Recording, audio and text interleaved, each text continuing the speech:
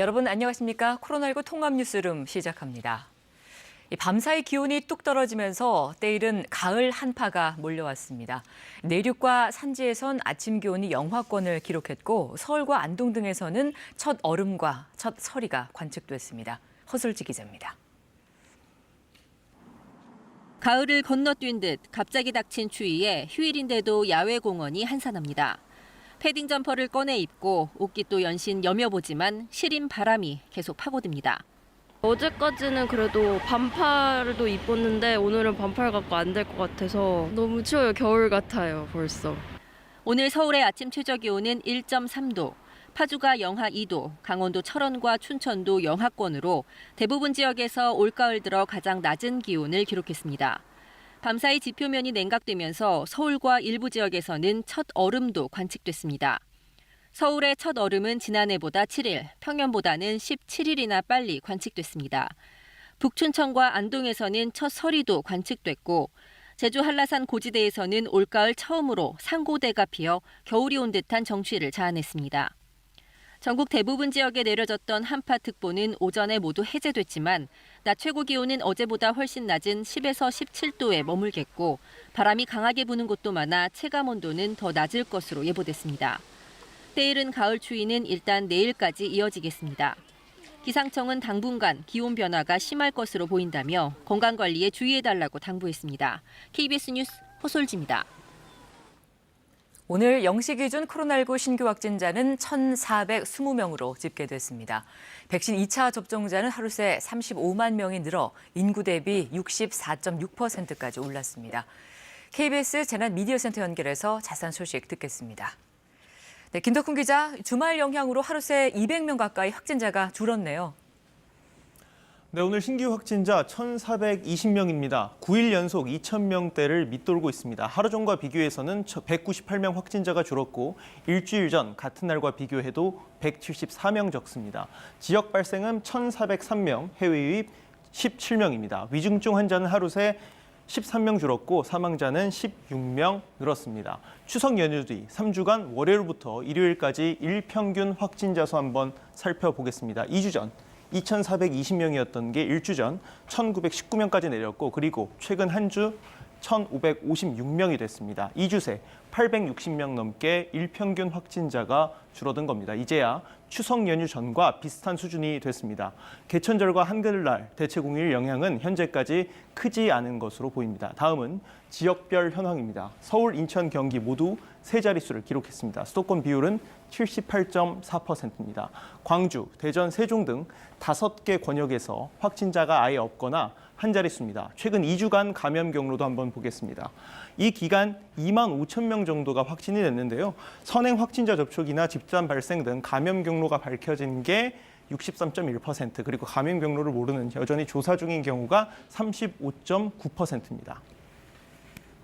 네, 단계적 일상 회복, 이른바 위드 코로나를 앞두고 내일부터 마지막 거리 두기가 적용되는데요. 어떻게 바뀌는지 자세히 알려주시죠.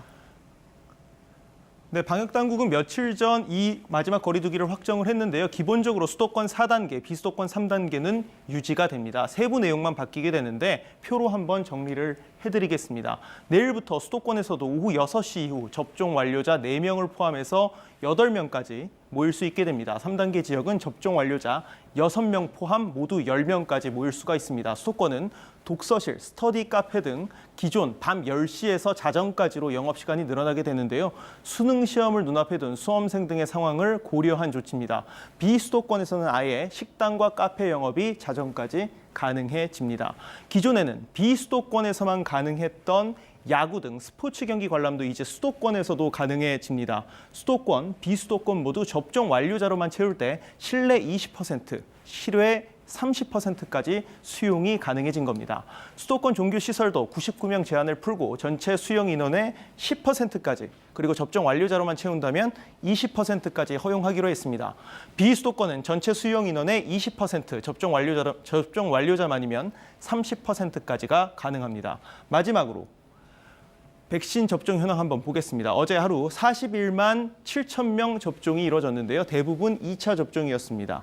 2차 접종 완료 인구 대비 접종률은 64.6%까지 올랐습니다. 다음 주말쯤 70% 선에 도달할 것으로 전망이 됩니다. 정부는 단계적 일상회복 조건으로 고위험군 90%, 성인 80% 이상이 백신 접종을 마쳐야 한다는 입장인데요. 성인 접종률 보시는 것처럼 75.1%입니다. 목표치까지 4.9% 남았습니다. 지금까지 재난미디어센터에서 전해드렸습니다. 네, 코로나19 확진자 수가 감소 추세를 보이는 가운데 백신 접종 완료자는 하루 사이 35만여 명이 늘었습니다. 내일부터는 16살과 17살 청소년의 화이자 백신 접종과 함께 12살부터 15살까지 백신 접종 신청이 시작됩니다. 김수영 기자입니다. 오늘 0시 기준 신규 확진자는 1,420명입니다. 국내 발생 확진자는 1,403명인데 이 가운데 503명이 서울에서 발생했습니다. 지난 6일 최초 확진자가 나온 종로구 시장에서는 하루 사이 6명이 추가로 감염돼 누적 확진자는 55명이 됐습니다. 서울시는 시장 내를 방역 소독하고 오는 30일까지 찾아가는 선별진료소를 운영하며 감염 차단에 나섰습니다. 이외에 경기 489명, 인천 109명 등 국내 발생 확진자의 78%가량이 수도권에 집중됐습니다. 백신 접종 완료자는 하루 사이 35만여 명이 늘었습니다. 내일부터는 16살과 17살 청소년의 백신 접종이 시작됩니다. 예방접종을 신청한 청소년은 다음 달 13일까지 화이자 백신을 접종받게 됩니다. 청소년과 함께 임산부 백신 접종도 시작되는데 모더나나 화이자 백신을 접종받게 됩니다. 내일 저녁 8시부터는 12살부터 15살 연령대의 백신 접종 신청이 시작됩니다. 예방접종 사전 예약 사이트를 통해 신청할 수 있으며 접종은 다음 달 1일부터 시작됩니다. 단계적 일상회복 전 마지막 거리두기는 내일부터 2주 동안 적용됩니다. 백신 접종을 완료한 국민이 인구 대비 64%를 넘어선 가운데 접종 완료율은 다음 주말을 전후해 인구 대비 70%를 넘어설 것으로 예상됩니다. 방역당국은 다음 달 1일부터 단계적 일상회복으로의 전환을 목표로 이달 말까지 관련 계획을 확정할 계획입니다. KBS 뉴스 김수연입니다. 네, 코로나19 확산세가 조금 감소세를 보이고 있습니다만 아직 안심할 단계는 아닙니다. 이충원 의학 전문 기자와 함께 좀 더 자세한 얘기 나눠보겠습니다. 네, 이 기자 이제 단계적인 일상 회복, 정말 이제 위드 코로나로 갈 마지막 단계에 있는데 2주 연장되죠, 이 거리두기가.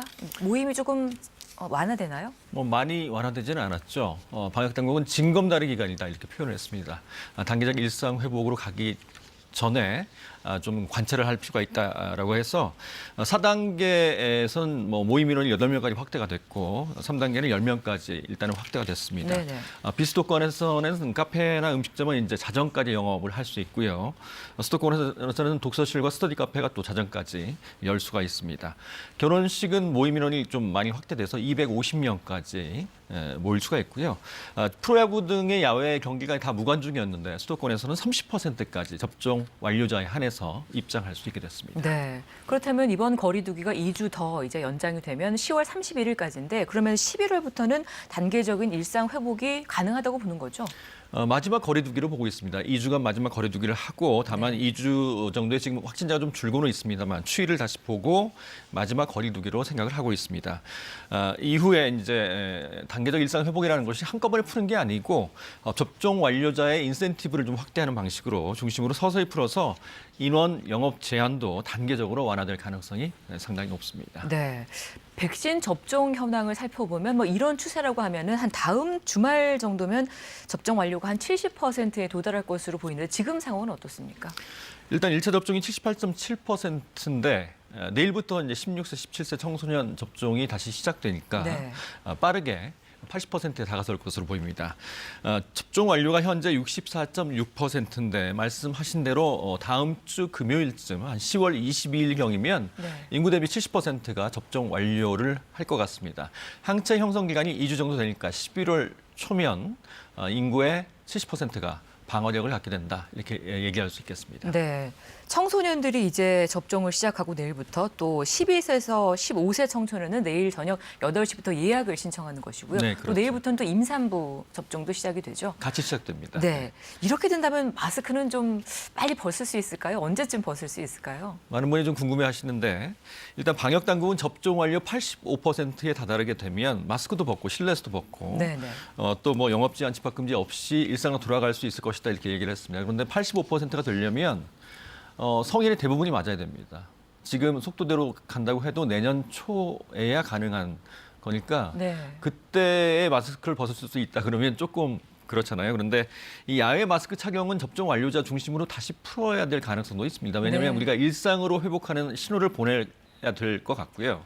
하지만 이 마스크 실내에서 그러니까 다중이용 시설에서 실내 마스크 착용은 우리가 방역 조치로서 또 개인 위생을 지키는 차원에서 끝까지 좀 가져가야 될 것 같습니다. 네. 이 마스크 착용이 차단 효과가 상당히 크기 때문에 그렇습니다. 네네. 다만 밖에서는 마스크를 좀 벗을 수 있도록 네. 고민을 좀 해야 될 것 같습니다. 그래야 될 것 같죠. 11월부터 이제 위드 코로나로 간다면 코로나와의 공존을 선택한 다른 여러 해외 상황을 좀 고려를 해봐야 될 텐데 먼저 영국 상황은 어떻습니까? 영국에서 보면 잉글랜드 프리미어리그 축구를 보게 되면 관중들이 꽉 들어찼고 아무도 마스크를 착용하지 않는 그렇더라고요. 그런 모습들을 볼 수 있는데 네. 현재 7월 중순에 이제 전격적으로 마스크 착용도 안 하고 거리두기도 전격적으로 해제를 했습니다. 영국은 현재 접종 완료가 66% 정도인데요. 지금 확진자, 그러니까 하루 확진자가 아직도 4만 명씩 나오고 있습니다. 그런데 한참 때 사망자에 비해서 10분의 1 이하로 사망자가 나오고 있기 때문에 네. 이렇게 이제 뭐 확진자는 많이 나오고 있지만 일상으로 돌아간 상태고 큰 어려움은 겪지 않고 있는 상황입니다. 네. 포르투갈은 높은 접종률을 기반으로 일상으로 돌아간 뒤에 지금 상황은 어떻습니까? 좀 안정적인 상황이라고 볼 수 있나요? 나라마다 좀 다른 것 같아요. 포르투갈 같은 경우는 접종 완료가 85%니까 상당히 높죠. 뭐 세계에서 가장 높다라고 네. 볼 수 있는데요. 하루 확진자가 한때는 10,000명가량 나왔는데 지금은 300명으로 안정됐고요. 많이 줄었고 마스크는 지금 벗고 있는 상황이죠. 마스크는 9월부터는 야외 마스크는 벗었습니다. 네네. 근데 포르투갈도 실내 다중 이용 시설에서는 마스크를 착용하도록 하고 있는 상황입니다. 네. 이걸 우리가 좀 많이 참고를 해야 되겠죠. 네네. 100만 명당 중환자 입원도 6.8명으로 매우 안정적인 그런 상황입니다. 네. 다른 나라를 좀 볼까요? 싱가포르는 어떻습니까? 싱가포르도 이제 접종 완료율이 84%인데 싱가포르는 조금 또 다릅니다. 약간 열어두고 나서 하루 확진자가 3,000명으로 많이 늘었습니다. 네. 싱가포르가 인구가 한 590만 되니까 하루 3,000명이면 우리나라로 합치면 한 2만 5천 명 정도 나오는 셈인데 네. 그런데 중증이 1.2%, 그다음에 치명률은 0.2%입니다. 독감이 0.1%니까 치명률이 독감 수준으로 거의 떨어졌다고 볼 수 있습니다. 상당히 네. 안정적으로 지금 유지되고 있는 상황입니다. 포르투갈의 지금 뭐 접종 완료율이 85%가 되고 싱가포르도 한 84%. 그러니까 거의 이제 80%를 넘고 90%로 다가가야지 이제 조금 안정되는 상황이 된다고 볼 수 있는데 해외 각국을 이렇게 보면은 코로나와의 공존 우리도 가능하겠죠? 그렇습니다. 왜냐하면 영국이나 싱가포르 같은 경우는 접종률이 높아도 확진자가 크게 줄지 않지만 모든 나라에서 위중증 환자는 급감했고요. 또 치명률도 독감 수준으로 떨어지고 있습니다. 그렇다면 향후에 가까운 시일은 아니겠지만 독감처럼 관리가 가능하다 이렇게 볼 수 있고요. 확진자라는 표현은 우리가 독감에서는 쓰지 않습니다. 그렇죠. 그런데 코로나19는 확진자라는 표현을 쓰죠. 네. 앞으로 코로나 환자라고 해야 되겠죠. 일상으로 돌아가게 되면. 네. 또 뭐 독감이 는다고 그래서 우리가 방역을 강화하거나 그러지는 않지 않습니까? 네네. 코로나19도 점차 단계적으로 이제 회복이 돼서 일상으로 녹아들게 되면 독감처럼 관리가 가능할 것 같습니다. 네. 이 기자 오늘 말씀 고맙습니다. 네, 다음 뉴스입니다. 민주당 이재명 대선 후보가 내일 경기도청을 상대로 진행되는 국정감사에 피감 기관장으로 출석합니다. 야권의 파상 공세가 예상되는데 민주당은 오늘 오후 대장동 의혹과 고발 사주 의혹 관련 회의를 열고 지원 사격에 나섭니다. 국민의힘 대선 경선 후보들은 인재 영입에 나서며 새 분리기 경쟁을 본격화하는 양상입니다. 박민철 기자입니다. 민주당은 오늘 오후 국회에서 송영길 대표 주재로 화천대유 토건비리 진상규명 TF와 고발사주 국기문란 진상규명 TF 첫 회의를 잇따라 개최합니다. 국민의힘 공세에 맞서 대장동과 고발사주 의혹 관련 TF를 차례로 띄우며 역공에 나설 채비를 하는 겁니다. 내일과 오는 20일로 예정된 경기도청 국정감사에 대비하는 논의도 이뤄질 것으로 보입니다. TF는 이재명 후보 캠프에서 활동했던 김병욱, 박주민 의원이 단장을 맡고 외부 인사를 포함해 10명씩으로 구성됐습니다. 송영길 대표는 오늘 오전 방송 인터뷰에서 TF 발족과 관련해 고발 사주 의혹 사건은 국민의힘 윤석열 후보의 문제라며 윤 후보를 겨냥한 것임을 분명히 했습니다. 대장동 의혹 역시 부산저축은행 비리 사건이 출발점인데 당시 수사검사였던 윤석열 후보가 등장한다고 주장했습니다. 윤석열 후보는 당시 부산저축은행 수사는 절차에 따라 문제없이 처리됐다는 취지로 반박했습니다. 윤 후보는 검찰과 여당이 서로 자료를 공유하면서 흠집 낼 만한 것을 찾아낸다며 거대한 공작이 있는 것 같다고 주장했습니다. 국민의힘은 대변인 논평을 통해 이재명 후보가 대장동 개발과 관련해 최소 10건의 공문서에 서명했다고 지적했습니다. 그러면서 특검을 반대하고 있는 이상 설계자인 이재명 후보가 더 깊이 관여하고 있을 거라는 의혹은 피할 길이 없다고 했습니다. 국민의힘 내부에서는 대선 경선 후보 간 인재 영입 경쟁이 치열해지고 있습니다. 홍준표 후보는 오늘 오전 최재형 전 감사원장 영입 행사를 열고 2차 예비 경선에서 탈락했던 최 전 원장과 정치교체 실현을 위해 힘을 합치기로 했다고 밝혔습니다. 윤석열 후보도 국회에서 기자회견을 열고 오선 중진의 주호영 의원을 선대위원장에 임명했다고 밝혔습니다. KBS 뉴스 박민철입니다. 현재 미국에 머물고 있는 대장동 개발 의혹의 핵심 인물 남욱 변호사가 내일 새벽 귀국하는 항공권을 예약한 것으로 확인됐습니다. 화천대유 대주주 김만배 씨의 영장이 기각되면서 난관에 부딪힌 검찰 수사가 새 국면을 맞을 수 있을지 주목됩니다. 보도에 김민철 기자입니다. 대장동 개발 이익 1,000억 원을 챙긴 천화동인 사호의 실소유주인 남욱 변호사. 의혹이 불거지자 미국으로 출국해 종적을 감췄습니다. 외교부가 여권 무효화 절차에 돌입하자 남 변호사는 최근 LA 총영사관에 방문해 여권을 반납하고 여행자 증명서를 받았습니다. 귀국 비행편도 예약한 것으로 확인됐습니다. 예정대로 탑승한다면 우리 시간 오늘 오후 LA를 출발해 내일 새벽 인천공항에 도착합니다. 국내 대형 법무법인을 선임한 남 변호사는 검찰과 소환 일정을 조율하는 것으로 알려졌는데 공항에서 체포될 가능성도 있습니다. 남 변호사는 2015년 이후 대장동 사업에서 배제됐고 사업자 선정 과정과 로비 의혹과도 무관하다는 입장입니다. 하지만 김만배 씨에게 수표 4억 원을 건네받았고 유동규 전 성남도시개발공사 기획본부장이 실소유자로 의심받는 유원홀딩스에 35억 원을 댄 점은 석연찮은 대목입니다. 개발 사업이 본격 시작되기 직전인 2014년 남 변호사가 대장동 주민들에게 이재명 당시 성남시장과 유 전 본부장을 언급한 녹취록도 공개됐습니다.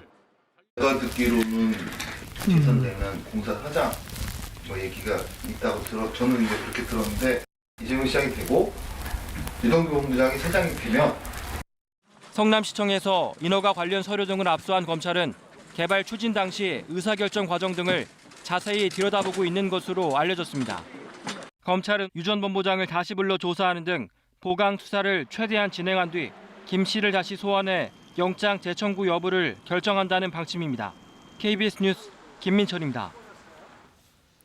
박수현 청와대 국민소통수석은 코로나19 백신 추가 접종을 하고 빠듯한 일정을 소화한 대통령의 마음에는 백신 접종의 안전성을 국민께 보여 접종률을 높이겠다는 일념이 있었다고 밝혔습니다. 박 수석은 오늘 페이스북에 대통령의 진짜 꿈은 백신 접종을 세계 1위 넘어 일상 회복 세계 1위에 있다고 생각한다며 이같이 적었습니다. 앞서 문 대통령은 지난 15일 오전 9시 화이자 백신으로 추가 접종을 한 뒤 9시 30분 청와대로 돌아와 핵심 참모들과 회의를 주재했습니다.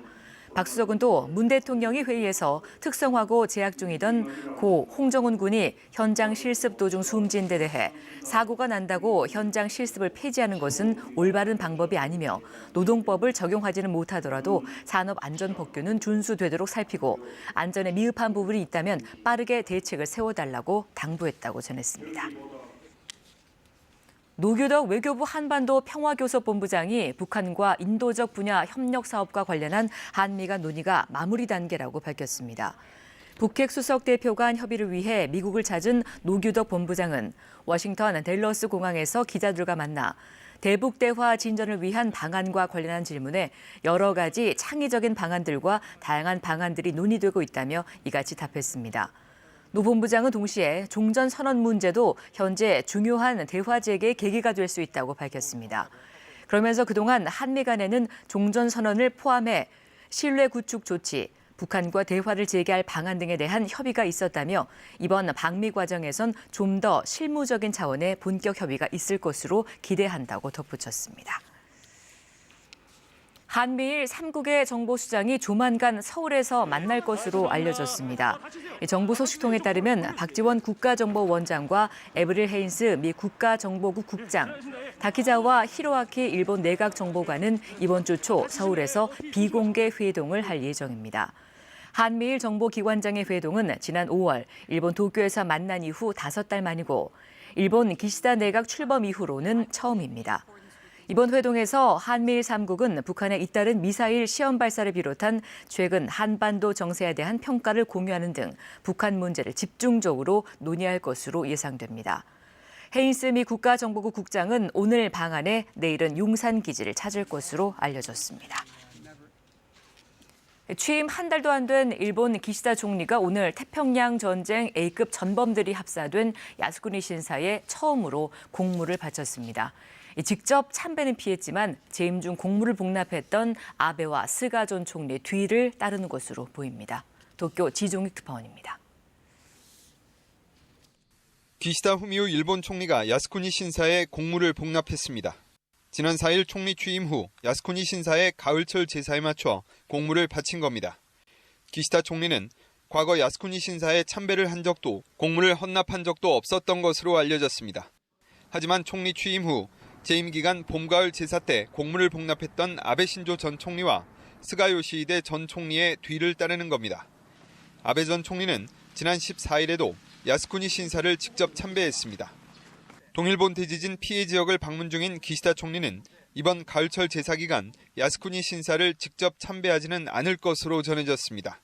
한국과 중국의 반발 등 외교 관계에 대한 부정적인 영향을 피하면서도 이달 말 치러지는 중의원 선거를 의식해 보수층 결집을 노린 것으로 보입니다. 도쿄에서 KBS 뉴스 지종익입니다.